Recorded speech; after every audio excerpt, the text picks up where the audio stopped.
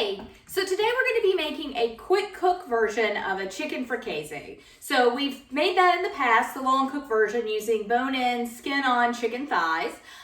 Today we're going to be using boneless, skinless chicken thighs because the best, easiest way to make a long cooking dish, shorter cooking, is to use, if you're using a chicken dish, to use something without the skin and without the bone. It's going to cook up a lot quicker. So I'm going to go ahead and just get these salted and peppered on both sides. And I've got my pan heating over medium-high heat. I'll just put some olive oil in it.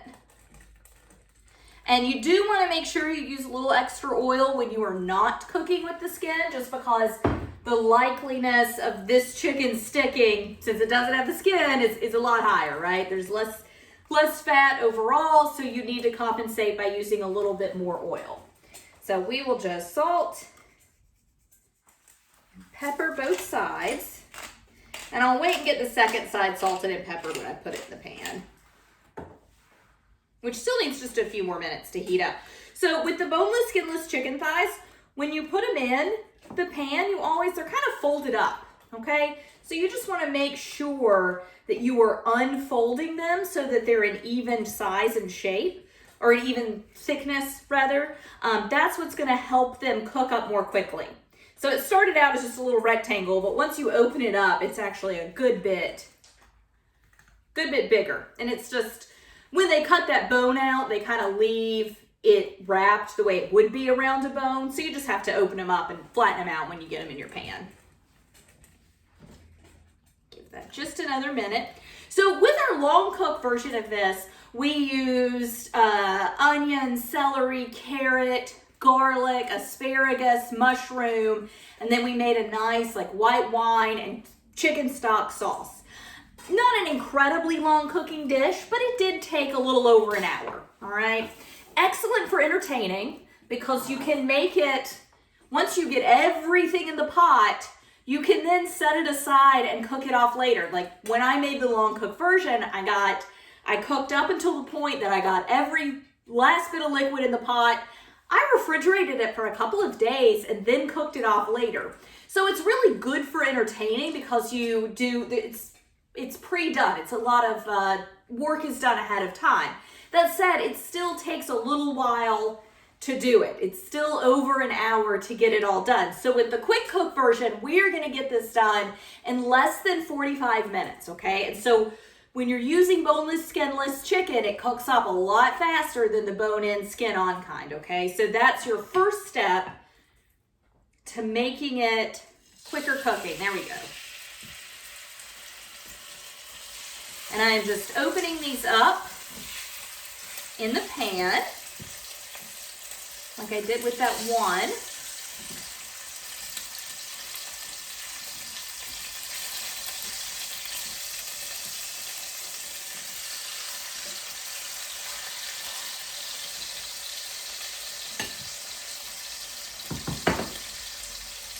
Okay, so I want to get the backside salted and peppered. All right, so the type of chicken that we're using is our first difference in the traditional versus the quick cooking version. Just like with all the other quick cooking chicken dishes we've made, right? The first step is changing up the chicken. So the next thing we're gonna do is we're gonna switch our vegetables a little. We're still gonna use onion and garlic. We're still gonna use celery. However, instead of using carrots and asparagus and mushroom, I'm just going to throw in a bag of mixed vegetables. I really don't even have to wait for these to get just frozen bag. I took them out to thaw. I don't really even have to wait for these to get much color on them because they were cooked before they were frozen, right? They were like flash cooked, blanched, then frozen. So they're pretty much already cooked. I'm just putting them in the pot. Then I'll get to move on to doing my liquids and all. So frozen vegetables are a really quick way to speed up any kind of quick cooking dish or long cooking dish to make it quick cooking. So I'm going to go ahead and just start getting my onion, celery, and garlic diced up.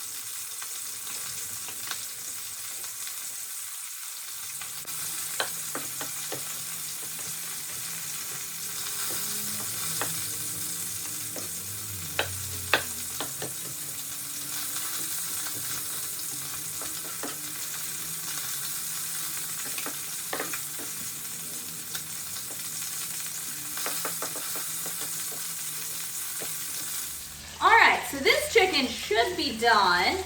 Yeah. And it's good and crisp and golden on both sides. I had one piece that stuck a little, tried to flip it too soon and I tore it. It was the little piece anyway. So.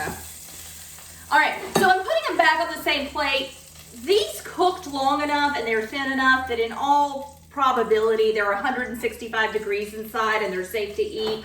That said, they are still, I'm going to treat them like they're not finished. They're still going to go back in the pot and cook a little longer, okay? But just so you know, with a piece of chicken that thin, let's see, I have been filming for 20 minutes now, so they cooked for about 15 total, maybe a little bit more. So they should be done, but I'm treating it like they're not. So I'm going to start adding my vegetables, and I think I still have enough oil in the bottom.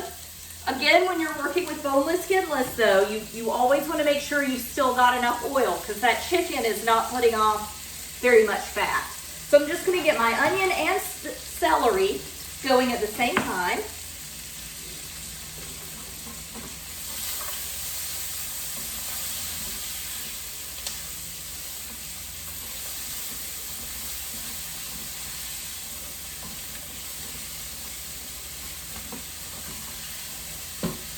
And I'm going to get them salted and peppered. And I'm just going to get them tossed in the fat and let them start cooking. I'm still on medium-high heat, so I've still got a fairly high heat going, which is one way we're going to reduce the cook time. So whenever you're doing these quick cook versions of, you know, a more traditionally or classically long cooking dish, you know, you always want to keep in mind that your flavor is not going to be exactly the same. This is not going to taste like the chicken fricassee we ate a few weeks ago. Or actually, I think it was last week. But it's not going to taste the same, okay? We're not going to have as much of the chicken flavor in it because we did not use chicken with skin on. So we don't have as much chicken fat, and therefore we don't have as much chicken flavor in it. I'm using the bag of frozen mixed vegetables, so obviously I'm not going to have mushrooms or asparagus in it. I'm not going to give these frozen vegetables a long time to cook and get color on them. I mean, they're pretty much going to go in. They're going to go in a few minutes. We'll put the flour on them, start making the sauce. So a lot of that kind of slow, even though chicken fricassee, like I said, is an hour 15, hour 20, it's not a super long cooking dish. But it's not a real quick, it's not a lot of hands-on time. It's a little difficult to get something on the table after work that takes over an hour of your time. It's more of a weekend dish. Like I said, it's great for entertaining. But when you're making the quick cook version, you have to understand what your compensations are going to be. You're missing a lot of that kind of long cooking flavor and the flavor that comes from a bone-in skin-on piece of chicken. So you don't want to do a dish that's just trying to copy the original dish. You want to, but full of shortcuts. So don't take the original dish, make a bunch of shortcuts, and put it on the table and expect it to taste the same. All right, so what I am going to do is I'm going to add some cream to this. So this is going to be, it's a quick cook, creamy chicken fricassee. Is the cream going to totally make up for the lack of slow cooked chicken flavor? I don't know, but it's going to add a different element to this dish than what was in the original version we made. Okay, I'm not going to have the flavor of mushroom. I'm not going to have the flavor of asparagus. I am going to, however, have some corn and some peas and green beans because they're in my vegetable mix. And you could use any frozen vegetable mix you want. You could use frozen Brussels sprouts or broccoli. Those would be fine. We're using it, I mean, you could have more vegetables thrown in at this point, but I'm actually about to go ahead and, I got to have garlic in. Forgot about garlic. So just really my point is just whenever you're trying to quicken up a meal, don't just cut back on the cook time and don't just, make like one-for-one trade-offs of the ingredients in it. You've got to add something back to it, okay? So whether it is some different vegetable flavors in it or adding cream to it. I mean, remember like in the coq au vin, the original version was very, very basic. It was onion, celery, carrot. I guess I put garlic in it. I don't really remember anymore. I mean, it's written down somewhere, but when I did the quick cook version, I still used onion and I still used celery and carrot, but I added fennel into it and I switched out the fresh mushroom for dried mushrooms, which actually would be great to do in this. So maybe I'll throw some dried mushrooms in this. I just thought of that. So you just, again, don't just make one-for-one trade-offs. You've got to add a little something to it. You're not going to mimic that slow-cooked chicken flavor, but you're adding a whole new element into it. It's kind of like a little trick. I don't know. All right, so the garlic's been in for, I don't know if it's been in for a minute or a few seconds, but I can smell it cooking. I'm just going to throw this whole bag in. And this is the 12-ounce bag of just mixed vegetables. Like I said, do whatever you want. Brussels sprouts would be great. Broccoli would be good. There's like a California vegetable mix that would be good. Just whatever. If you only want peas, frozen peas would be fine. Just do what you want. All right, and I took these out of the freezer maybe an hour ago, so they're still partially frozen. So I'm gonna give that a minute to kind of come up to temperature, warm through, and then we're gonna go ahead and start making the sauce. And I'm gonna actually get out some dried mushrooms because that's a good idea that I'm glad I thought of. I'm just gonna go ahead and add, I've just got a jar of, these are dried porcinis, I believe. That's about half a cup of dried mushrooms. So it's not gonna mimic, I mean, it'll mimic it. It won't be a one-for-one trade-off. It's a different type of mushroom. We used cremini the first time. Dried porcinis have a really nice meaty flavor, so that's actually, I'm really glad, I'm impressed with myself for thinking of that just now. Okay, so my vegetables have warmed up. My mushrooms have gotten some of the oil on them, some of the fats in the pan. I'm gonna go ahead and add salt and pepper. And then, as always, when I'm making a sauce, I'm gonna add some Wondra. You, of course, can use all-purpose flour. But if you are gonna be making a lot of sauces, I would definitely recommend the Wondra. We're only gonna do about a tablespoon. This is a recipe that's just to serve 4. So that original recipe I made was for 6 to 8. A little bit smaller, although admittedly, with all the whole bag of vegetables, it doesn't really look like that much less. Just be vegetable heavy. And we are gonna serve this, I think I'm gonna serve this over couscous. I'm not eating it right now, as always, I'm eating it later tonight. But as a quick cook dish, I wanna make sure I do a quick cook side. I did long cook stone ground grits with the more traditional recipe. So I just wanna make sure that I'm kind of sticking to it and making a really easy side to go along with this, which I'm thinking couscous or maybe quinoa. Both would be excellent choices. There you go. And I can't really see any more white flour anymore, so it should be good to go. I'm gonna add a half cup of dry white wine.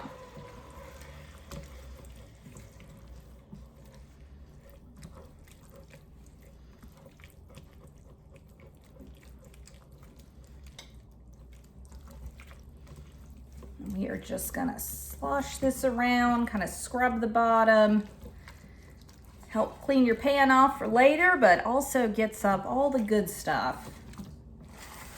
Okay, I don't smell alcohol fumes anymore, so I'm gonna add in 1.5 cups of chicken stock.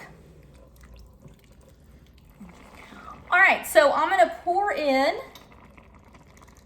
my 1/2 cup of cream.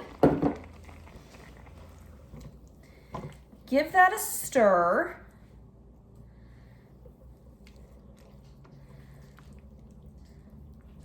Salt and pepper. So my chicken stock did not have any salt or pepper in it. All right, if yours, well, it's my own chicken stock. It does have a little pepper in it, but it doesn't have any salt in it. So if you're, using store-bought with salt in it, with any recipe, you're always gonna adjust your flavor or your levels of salt to your taste and what you're using to cook with.